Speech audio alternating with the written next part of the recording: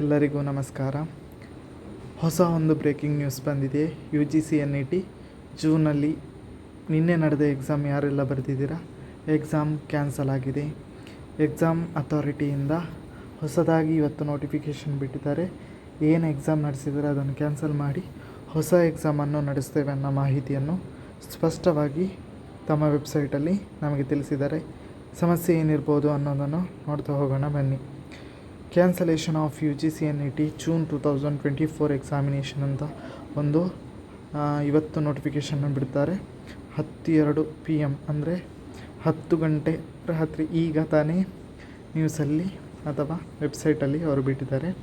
The national test agency cancelled UGC NET June 2024 exam in OMR pen and paper mode on 18th June 2024 in 2 shifts. Scores different cities of the country.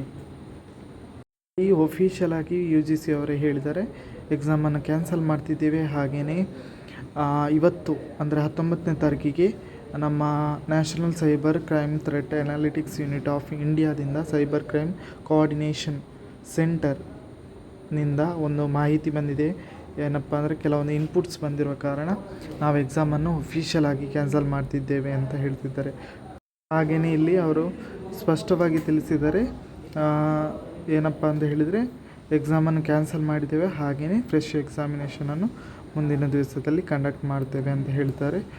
So ಇಲ್ಲಿ ಏನೆಲ್ಲ problem ಆಗಿದೆ, ಇದಕ್ಕೆಲ್ಲ ಯಾರು ಕಾರಣ, ಈ ಮ್ಯಾಟರನ್ನು being handed over the central bureau of investigation CBIಗೆ through the investigation matter ಅಂತ. ಇನ್ವೆಸ್ಟಿಗೇಷನ್ ಏನೆಲ್ಲ ಪ್ರಾಬ್ಲಮ್ ಆಗಿದೆ, ಯಾಕೆ ಪ್ರಾಬ್ಲಮ್ ಆಯಿತು, ಯಾಕೆ ಈ ರೀತಿ ಆಯಿತು ಅನ್ನೋದಕ್ಕೆ CBIಗೆ ಒಪ್ಪಿಸ್ತೇವೆ ಅನ್ನೋದನ್ನು ಸ್ಪಷ್ಟವಾಗಿ UGCಯಿಂದಲೇ ನಮಗೆ ಮಾಹಿತಿಯನ್ನು ಕೊಟ್ಟಿದ್ದಾರೆ.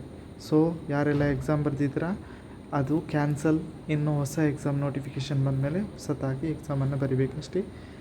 ಆ ಎಕ್ಸಾಮ್ ಕ್ಯಾನ್ಸಲ್.